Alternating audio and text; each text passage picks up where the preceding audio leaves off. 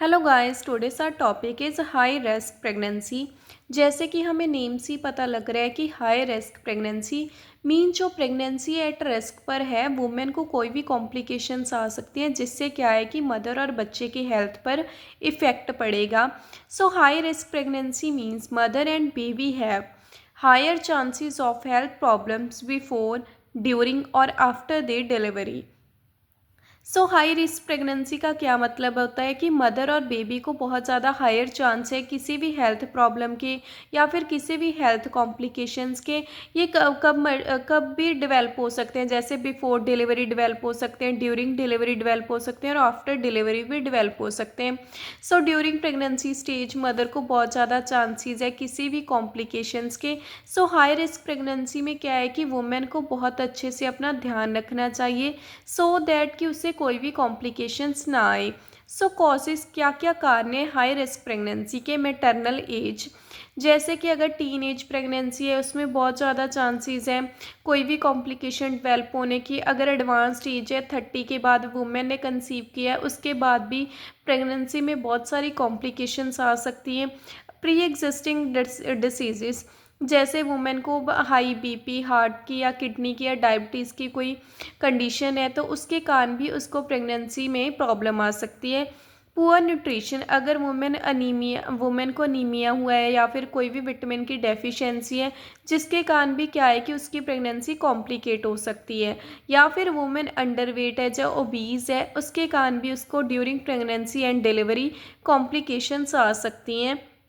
सो fetal factor, अगर कोई भी जेनेटिक अबनॉर्मेलिटीज़ है या कॉन्जेनिटल बाय बर्थ डिफेक्ट है उसके कारण भी बहुत सारी प्रॉब्लम्स आगे जाकर इन फ्यूचर क्रिएट हो सकती हैं। प्रेगनेंसी रिलेटेड कंडीशन, अगर वुमेन को ड्यूरिंग प्रेगनेंसी प्री एक्लेम्शिया यानी कि हाई बीपी की और प्रोटीन यूरिया की कंडीशन डेवलप होगी है जिसके कारण क्या होगा कि उसकी प्रेगनेंसी एट रिस्क पर हो जाएगी, बहुत ज़्यादा कॉम्प्लिकेशंस आ सकती हैं।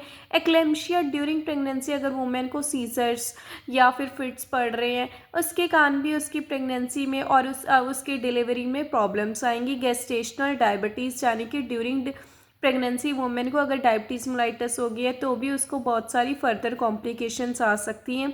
मल्टीपल प्रेगनेंसी, और वो अगर वुमेन के यूट्रस में ट्विन्स है उसके कारण भी थोड़ी सी कॉम्प्लिकेशंस आ सकती हैं। लाइफस्टाइल फैक्टर्स, अगर वुमेन स्मोकिंग, अल्कोहल या ड्रग अब्यूज़ करती है तो इसके कारण क्या होगा कि फीटल की हेल्थ को बहुत सारी प्रॉब्लम्स हो सकती हैं और वुमेन की हेल्थ को भी प्रॉब्लम्स आ सकती हैं। सिम्टम्स, सो हाई रिस्क प्रेगनेंसी में क्या क्या सिम्टम्स आते हैं? बहुत सीवियर हेडेक होता है, ब्लड विजन होता है, हैंड्स और फेस की स्वेलिंग हो जाती है, हाई बीपी होता है, डिक्रीज फीटल मूवमेंट्स, फीटल की मूवमेंट्स कम होती हैं, वजाइनल ब्लीडिंग हो सकती है, फीवर रहता है वुमेन को, सीवियर अब्डोमिनल पेन रहता है और इन्फेक्शन के चांसेस हैं। डायग्नोस में क्या है कि हमने रेगुलर एंटीनेटल चेकअप्स कराने हैं, बीपी मॉनिटर करना है, ब्लड और यूरिन टेस्ट कराना है, यूएसजी यानी कि अल्ट्रासाउंड करानी है, फीटल हार्ट रेट हमने मॉनिटर करते रहना है। मैनेजमेंट में हम क्या करेंगे? Early identification and registration, early registration करा देनी है प्रेगनेंसी की at a health facility to identify high risk pregnancy. So जो भी नियर बाय हेल्थ फैसिलिटी है वहाँ पर अर्ली रजिस्ट्रेशन करानी है प्रेगनेंसी की, सो दैट डॉक्टर्स जज कर पाएँ कि प्रेगनेंसी एट रिस्क पर है या नहीं है। रेगुलर एंटीनेटल चेकअप्स बहुत ज़्यादा इंपॉर्टेंट है। हमें डेली वुमेन का बीपी चेक करनी है, वेट चेक करना चाहिए, यूरिन टेस्ट कराने चाहिए टाइम टू टाइम, बेबी की ग्रोथ एंड हार्ट बीट देखनी चाहिए, अर्ली डिटेक्शन ऑफ कॉम्प्लिकेशन, अगर हमें भी कोई भी प्रॉब्लम आ रही है तो हमें डॉक्टर से एडवाइस लेनी चाहिए।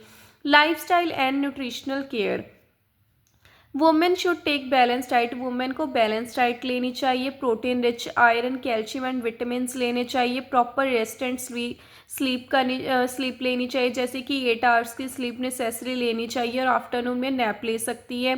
स्मोकिंग और alcohol during pregnancy after delivery avoid करनी है। डू लाइट फिजिकल एक्टिविटीज़ करनी है। Medications and supplements, iron and folic acids tablets लेनी है, कैल्शियम सप्लीमेंट्स लेनी है और जो भी डॉक्टर प्रिस्क्राइब्ड कर रहे हैं वो वाली मेडिसिन लेनी है, लेकिन डॉक्टर की प्रिस्क्रिप्शन के बिना कोई भी मेडिसिन नहीं लेनी है।